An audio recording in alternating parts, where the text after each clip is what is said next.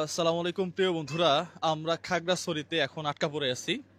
শুধু আমরা নয়, আমরা সহ খাগড়াছড়িতে শত শত পর্যটক আটকা পড়ে আছে প্রিয় বন্ধুরা। এটা আজকে নিয়ে 3 দিন।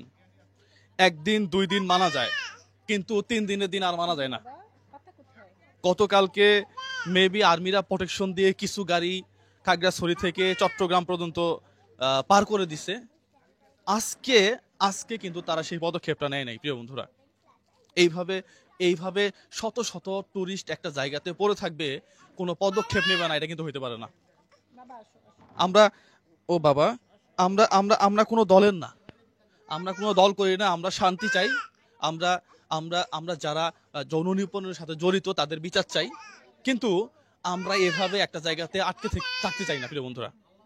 আমার মনে হয়, জি আব্বু, আমার মনে হয় যে খুবই দ্রুত আমাদেরকে আমাদের নিরাপদ আশ্রয়স্থলে আমাদেরকে পৌঁছায় দেন আপনারা। এটা এটা আপনাদের কাছে আমাদের অনুরোধ প্রিয় বন্ধুরা। আইন শৃঙ্খলা বাহিনীর কাছে কোনো শক্তি বড় শক্তি নয়। এই যে শত শত পর্যটক যারা কথা বলতে পারতেছে না, নীরবে সহ্য করে যাচ্ছে যে আমি কথা বললে না জানি কি হয়। দেখেন, আমরা কারো পক্ষেও যাচ্ছি না, বিপক্ষে যাচ্ছি না। তুমি কি বলো? তা তো অবশ্যই। গতকাল এক ভাবির সাথে কথা হইলো, এখানকারই। উনি আমাকে ওনার সাথে কথা বলার পর আমি যেটা বুঝলাম যে ওনার একটু আর্থিক সংকটে উনি আছেন। এখানে দিনের পর দিন হোটেল ভাড়া গুনতে হচ্ছে। আমরা যখন মধ্যবিত্ত ধরতে গেলে আমরা একটু সময় করে যখন ঘুরতে আসি আমরা একটা বাজেট নিয়ে আসি যে আমরা এই বাজেটের মধ্যে ঘুরে আবার চলে আসব।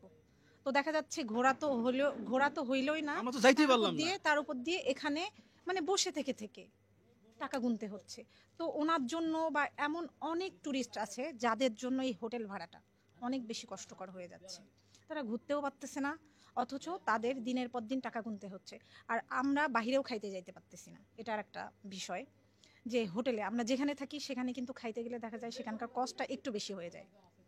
তো দেখা যাচ্ছে খাবার দাবার থাকা মিলে আমরা সত্যি একটা অন্যরকম পরিস্থিতির মধ্যে দিয়ে যাচ্ছে। এই যে বাচ্চা, আমার বাচ্চার যদি কথা বলি, আমি আমার বাচ্চাকে টাইমলি খাওয়াইতে পারতেছি না। একটা খুবই বিভ্রান্তিকর অবস্থার মধ্যে আমরা পড়ে আছি। তো আসলে আমরা সবাই এখান থেকে মুক্তি চাই। মুক্তি চাই আমাদেরকে। বন্দি, আমরা মনে হচ্ছে আমরা একটা বন্দি বন্দির অবস্থার মধ্যে মধ্যে আছি আছি। প্রিয় বন্ধুরা। কোথাও আমাদেরকে, যাইতে পারতেছি হ্যাঁ, না।